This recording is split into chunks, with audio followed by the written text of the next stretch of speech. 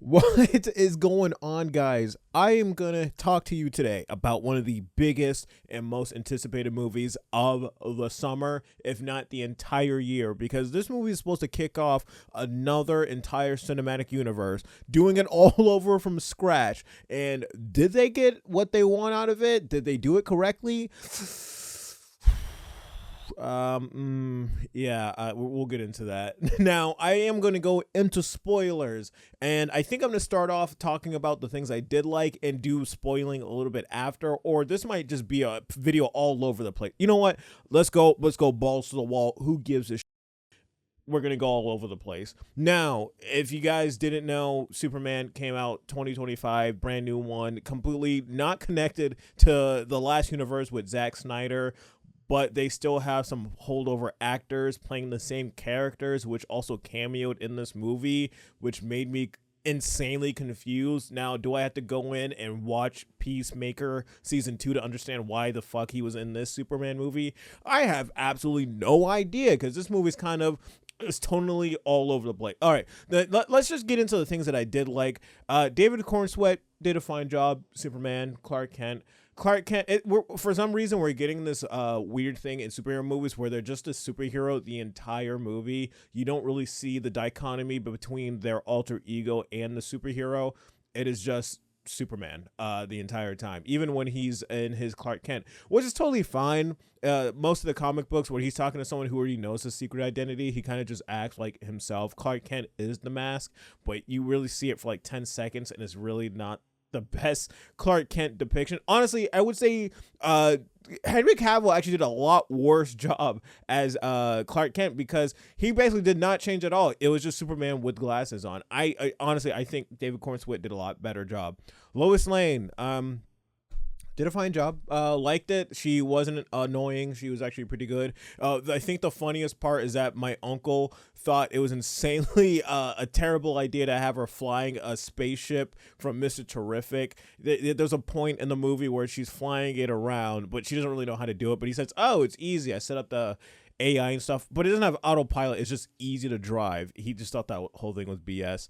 Ma and Pa Kent, they were fine. They were in the movie for like a couple minutes. Now they're a very adorable Ma and Pa Kent. They're just a little bit more like Southerner, I guess, like I don't know, ditzy Southerner. That's the best way to do it. They're like, "Oh, how y'all's doing? How you doing?" Huh? It's like one of those. That's the best way I could explain it. The one thing that did surprise me, I actually liked Nicholas Holt's Lex Luthor a bit more than I thought I was. And yeah, he has some really good scenes. Most of the best scenes are him being like the very stoic Lex, which is what I wanted. And I kind of ish got it for the first third of the movie. But like after like a certain point, it kind of just goes into a cartoon. I think I got most of the characters. Oh, actually, I'm sorry. There are just so many characters in this movie. It's like I gotta constantly remember. And I saw this movie yesterday. Now, another really good character, Mr. Terrific. I thought he was the best one out of the entire movie. The most entertaining, great character. He was basically like a more stoic black Tony Stark, I guess is the best way to describe him. And the entire movie, it was bothering me. I couldn't figure out who the actor was. And right at the end, actually, I had to look it up. It's the guy who plays the guy who, what was it, Darwin? He adapts to things in X-Men First Class. Kevin Bacon put a little orb in his mouth. Pause. Putting balls in his mouth.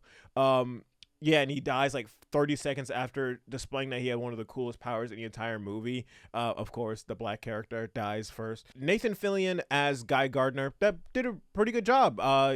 Where James Gunn, where he has his humor in his movies, it worked best with those two characters. And one of the biggest problems of the film, I'm going to bring it up right now, I honestly I rather watch the Guy Gardner and Mr. Terrific movie after watching this, and everything else was just not as interesting. And other than watching that, Hot Girl was in the movie for some reason. Honestly, James Gunn, thank you for choosing someone that was actually insanely hot, and she looked really familiar. Apparently that's Dora the Explorer. I didn't see the movie. I saw the ads because that looked tremendously awful, but looking at reviews, it's honestly not that bad, and I'm kind of interested to see what they did with a live action Dora, because that just sounds awful from top to bottom. But To my pleasant surprise, Nickelodeon actually did a pretty decent live action Fairly Odd Parents. So don't knock it till you try it. Now, okay, those were the things I kind of liked. Everything I did not like. Now, I would say the biggest problem of the movie, especially with the Superman movie, the one thing I want to walk out of the movie feeling, and I'm saying this feeling, is hope. When you go back and you watch the Richard Donner films, they're very wholesome, they're very sweet, and they don't have much action. It's a very human element that the movie has, and this does not have it. I walked out of this film feeling nothing. And that was a telltale sign of me walking out. I knew the movie wasn't terrible. It wasn't boring, but it really didn't do anything at all. It kind of just like I felt empty. I wanted to fill my god hole. That's all I wanted to do. That movie did not deliver that at all. The big problem that I had, especially the second I saw it in the trailers, were the Justice League. They just did the Dawn of Justice all over again. Not only did they do the Dawn of Justice, they did Spider-Man 3. One of the cardinal sins of just cramming as many characters as they can into this movie. This film has so many characters and plot developments that you just don't see. And the first 10 seconds of the movie, they establish all right, Superman, he's 30 years old. Metahumans have been known for the last 300 years, and Superman just lost his first fight. And so you're basically thrown in the middle of a superhero franchise that hasn't developed anything, but they think that you have a prior knowledge from cartoons and basic things that you've seen over the years. But James Gunn, you can't let people do that. There's so many different versions of the same character that no one's going to know what is the adaptation that they're watching. What Batman is going to be in this universe? Is it going to be like Damian Wayne Batman? Is it going to be like a more rugged Batman that's older? Is it going to be a younger one? I don't know, because there's just so many different tone shifts with all the different characters. I don't know what I'm supposed to get invested in or what to expect, because all the characters that are in this movie, they just have their own thing going on. The best way for me to describe what this movie felt like at the end, it took me a long time to try to get it in my head, is that imagine if the first MCU movie was still Iron Man. It was called Iron Man, but the entire film was Avengers Age of Ultron. But they just called it Iron Man. That's exactly what this is, because it's called Superman, but they already have the Justice League and all these other characters and worlds and dimensions that are already set up. And it's just, it was just too much. Now, I didn't even go into the plot yet. The plot is essentially two countries. People saying Israel, Palestine is kind of just all made up places. So insert whatever country you want in the Middle East, India. It doesn't really matter. Israel, Palestine, they're going to war with each other. And Lex Luthor is selling weapons to these countries. And he basically wants to make his own country. But then in the movie, it's like, no, I didn't want to do that at all. I just want to kill Superman. So it's like, oh. There's just so many plot points that just they conflict with each other. Superman and Lex Luthor, they just don't like each other, and it's really not developed at all. I know they don't have the amount of time like Smallville to explain it, but I would like to see an entire story where Superman and Lex Luthor, why don't they like each other? The biggest problem is that I really want to see a very stoic Superman and a very stoic Lex Luthor. And one of my favorite things about both of those characters, the best version that I could compare it to is the 96 cartoon, the animated series, is when Superman foils all of Lex's plans and he comes up to his office and he just has his arms crossed in this very disapproving manner. He's like, all right, so Lex, I can't prove that you sent out those army of robots to attack me, but I'll keep my eyes out for you. And then Lex Luthor said something insanely condescending and dickish, but you don't really get that. You kind of get that scene, but everyone acts like an emotional retard. It's like there's a scene where I'll get into Crypto in a minute too. Crypto gets kidnapped by Lex and his team, and Superman, he busts through his door, like he blows a hole through his door, And I'm like, okay, they're gonna set him up and record him and try to get it on social media. And Superman's like, "Where's my dog, Lex? Where's my dog?" And he's like, "Oh, hey, I don't know what dog you're talking about." He's like sipping a coffee, and it's just so over the top and corny. And Superman's like having this emotional breakdown. I don't know why it couldn't have been like, "All right, Lex, where's my dog? Start talking. Like, I'm not playing around." Like, he does not have that masculine presence that I was hoping Superman to have. He just doesn't have it. I feel like Superman's supposed to be this very commanding presence that you feel protected around him and secure, but he also is a person that knows how to wield his power for good. That's the Superman I wanted to see, but James Gunn kind of just tried to make him very overly relatable, where it just feels like a guy with superpowers. A guy with superpowers that gets his ass kicked the entire goddamn movie. Now, this is something that I didn't have a problem with initially until it just became too much. I've always wanted to see a on-screen weaker Superman, which is fine because I like the tension. I like seeing Superman bleed. I like seeing him being messed up and having to use the sun rays to like come back and fix himself, because I feel like he was a little too invincible in the Snyderverse. And it was like most of the Snyder fight scenes didn't really have much tension because you just have gods constantly just throwing each other through buildings and really no consequences at all because they don't feel any of it. But seeing Superman like really messed up was like really, really cool. But he just kept getting messed up so much that he just needed help from so many other people. But I get it. I don't know if they were trying to do that to force in the reason why he needs other superheroes in this universe, because it's like, oh, we're all a big family. We can all help each other. And if you're in the city with Superman, and he could basically finish any problem within a split second because he's super fast, he could fly, super strong, it would kind of be pointless. But he just kind of ass handed to him like 4 or 5 times in this movie. It was just way too easy, and they only used kryptonite like once. And so he got his ass whooped with all different types of things. Now it's so he's very established in this world. I believe he's only Superman for like 3 years, but okay, do they know he's allergic to like magic yet? Do they know that, like this red sun and everything? They kind of talk about that for a second, but yeah, there's that. The other problem that I have, Crypto the Superdog. This character can be very, very divisive. And watching and listening to other people talk about their reviews, I listened to other reviews after I saw the movie. I tried not to affect my thoughts and ideas, but I slowly agreed with a lot of them. But this one, I disagree with a lot of people. But they did say, a lot of them did say, Crypto is going to be divisive for people. And all the people that I watched, they say that they liked Crypto, but he did a little bit too much with the same thing. Now, I'm going to say something a little different, but similar at the same time. Yes, Crypto is basically there as a joke numerous times throughout the movie. Also, it's the exact same joke throughout the entire film. And I thought Crypto was insanely irritating. I honestly don't even like Crypto himself. When I was a kid, there was a Crypto the Superdog, and like him and what was it, Hound, Batman's dog, they had a superhero show. I thought that was the most goddamn stupid idea. I want to see Batman and Superman kick ass. I don't give a shit about his pets.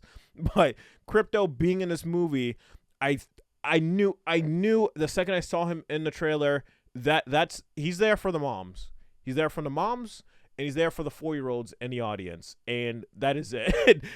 Everyone else is not really going to give a shit, other than you're a pet lover. Now, a lot of people are going to say, so would you hate pets? Would you hate dogs?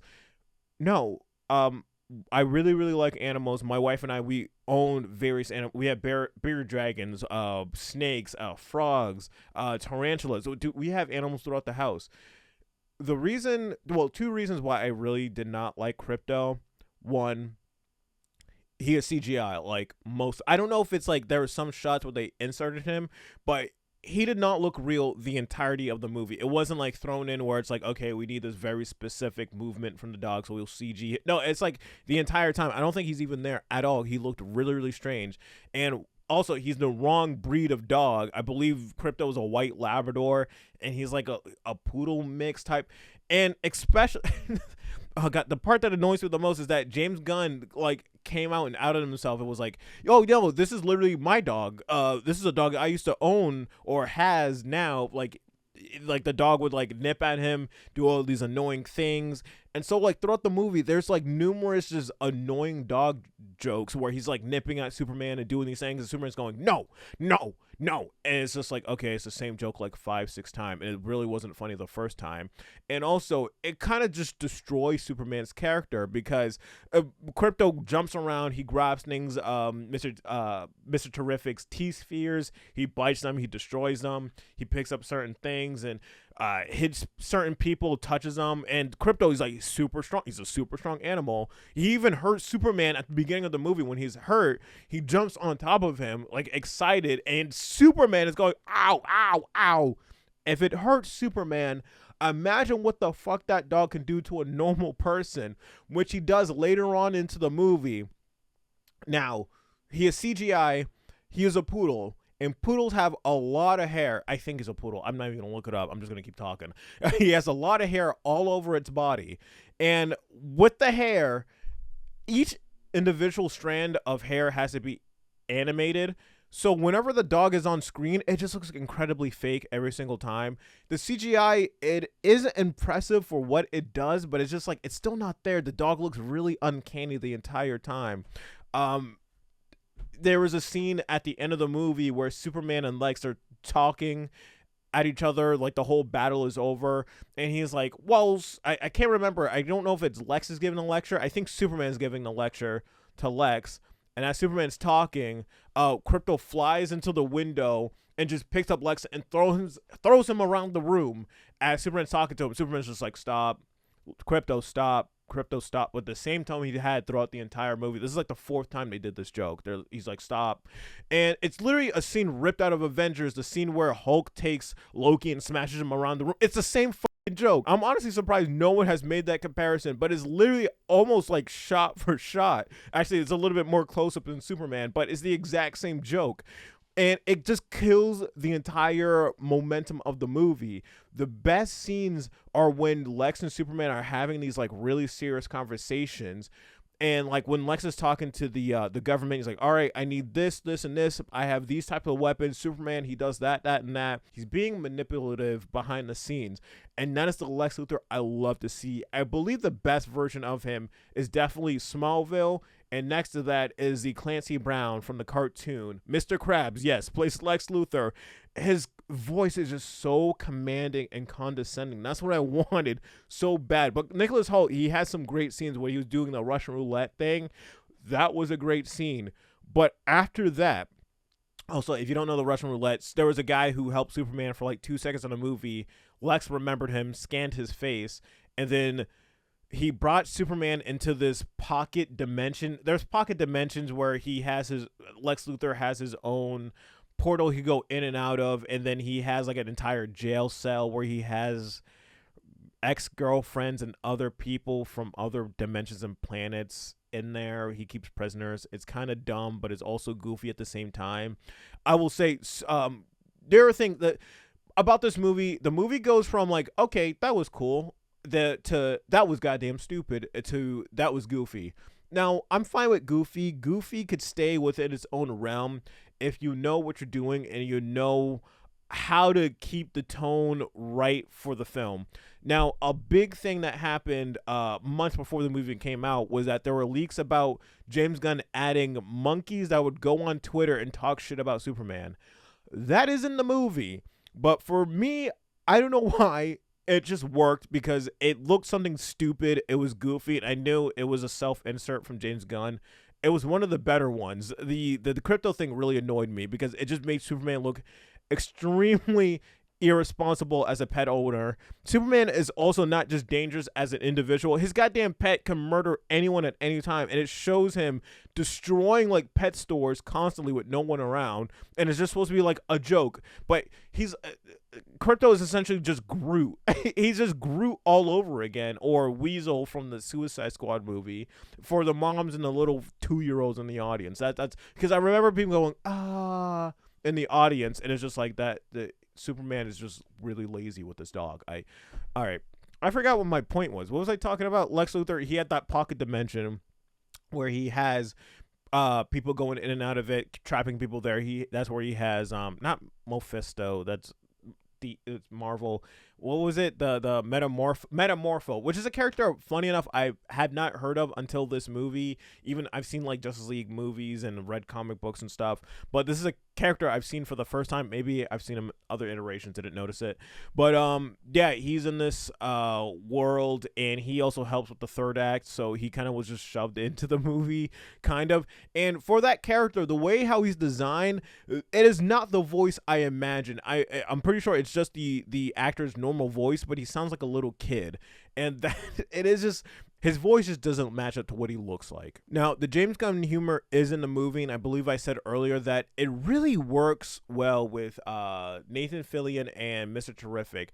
I just didn't have a problem with any of their dialogues or their scenes. They actually had some of the best scenes in the movie, but when he does it to Superman, it just doesn't really work that well, especially when he does it with Lex Luthor. Like, he has like this full temper tantrum, and he's like throwing like coffee cups and pencils at people and stuff, and it just came off just really childish and stupid.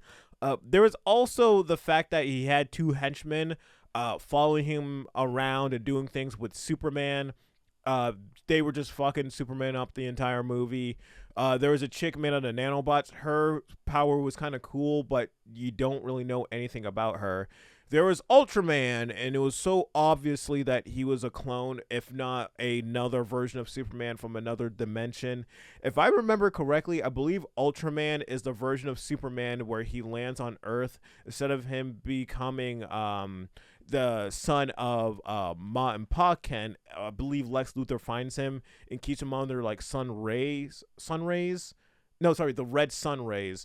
And or am I confusing that with Flashpoint Paradox? I can't remember, but I know Ultraman, he is just another version of Superman from another dimension. But in this one, he's a clone, so he's basically become Bizarro because at the end of the movie, Superman kicks him into a black hole, and basically it's like, oh, till next time, we'll see him in another deformed version, so we'll see Bizarro sometime in the future.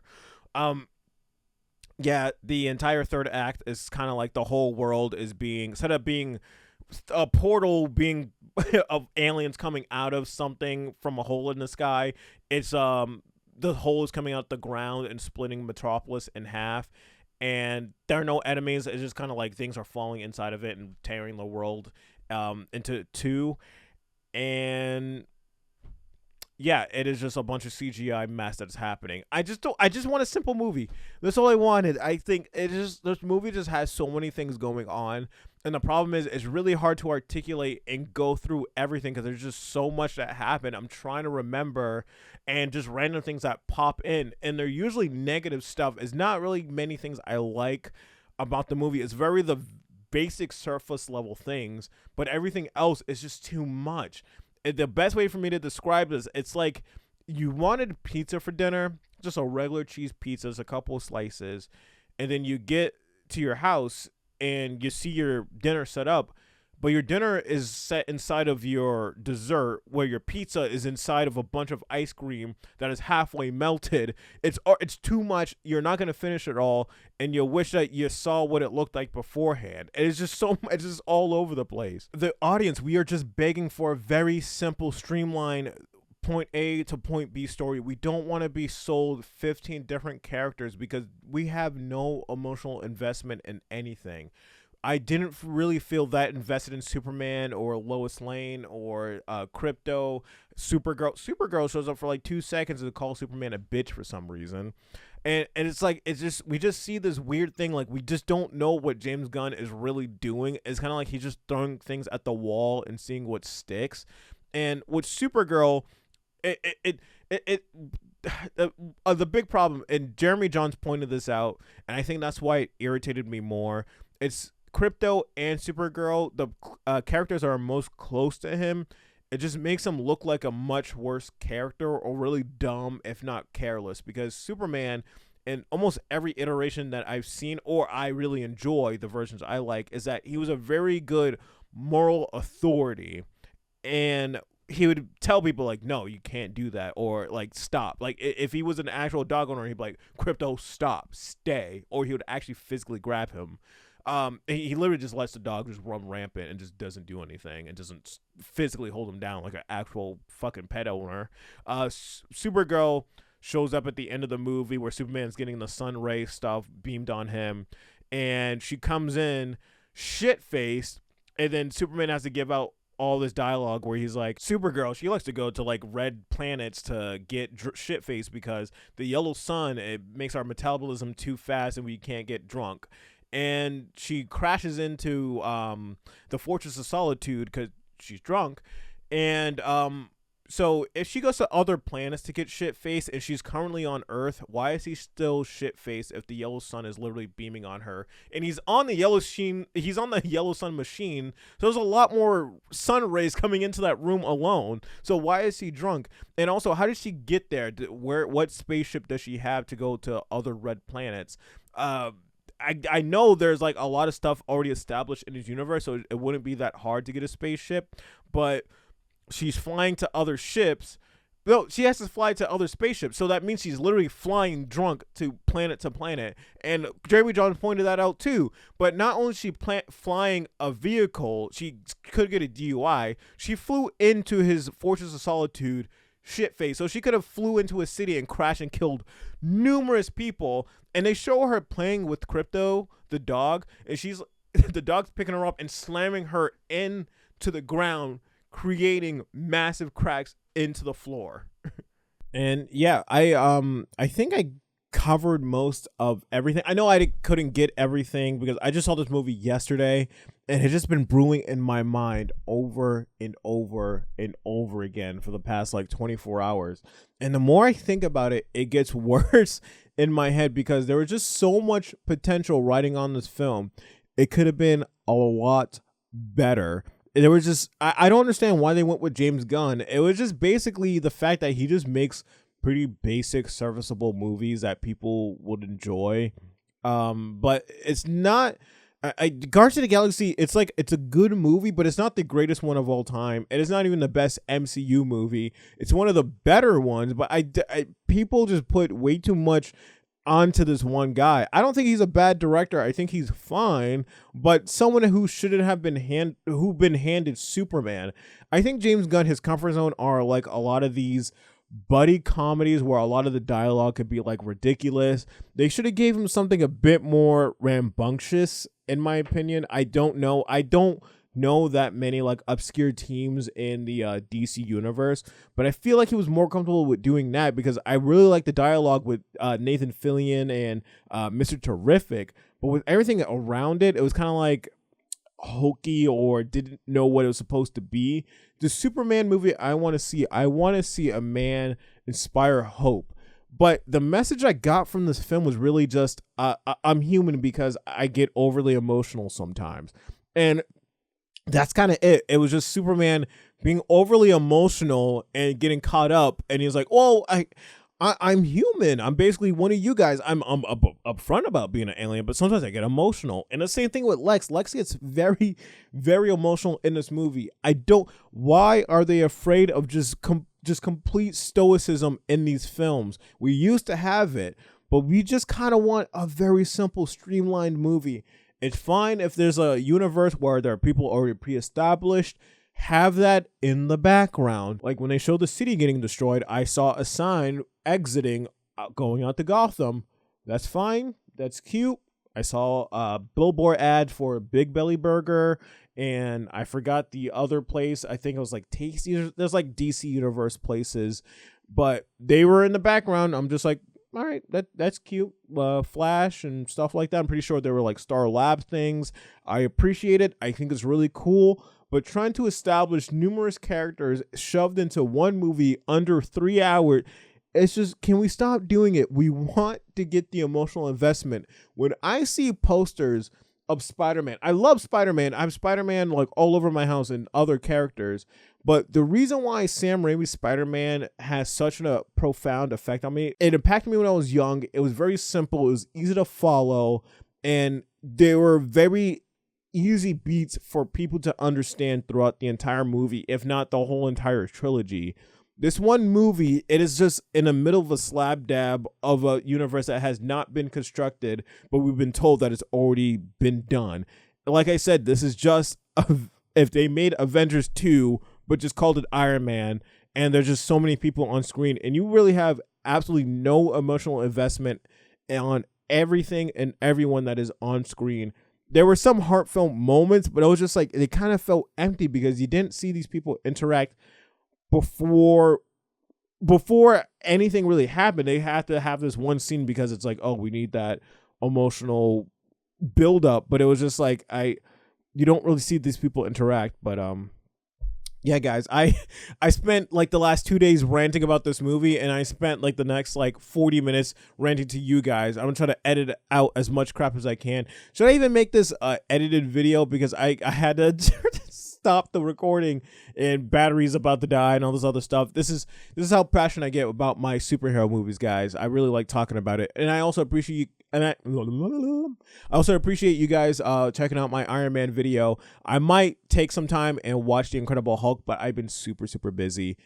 But this past Saturday, I worked my regular 8-hour shift. Right after work, I had 3 gigs to perform, all parlor shows. And that went incredibly well. Shout out to all my clients that happy birthday to all of them, all 3 July 12th birthdays. But yeah, that's all from me, guys. What did you guys think about the movie? What did you like? What did you did not like? What was the thing that annoyed you the most? What surprised you? Honestly, this movie had no surprises at all. Everything was very straightforward, very basic. The only surprise was the Peacemaker, because that really made absolutely no sense. Like I said, what universe is this? Is this like Spider-Man, where J. Jonah Jameson looks exactly the same on Sam Raimi's universe and Tom Holland's universe, but they're just 2 different people and some other people look different? Or is it the exact same guy going to Pocket Universe? I have absolutely no idea, but my thing is flashing red, telling me it's gonna die any second. This is the second battery after this video. So should I just stay on to the battery dies? I don't know. You tell me.